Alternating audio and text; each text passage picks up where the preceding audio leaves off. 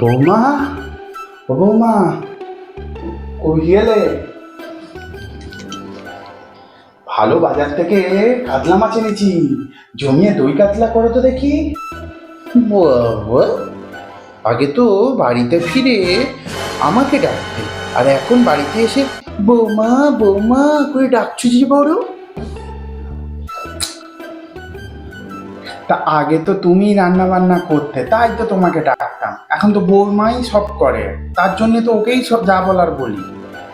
থাক থাক, হয়েছে। কই বৌমা, ভালো করে কিন্তু রেধো, তোমার শ্বশুর মশাই যা বললেন।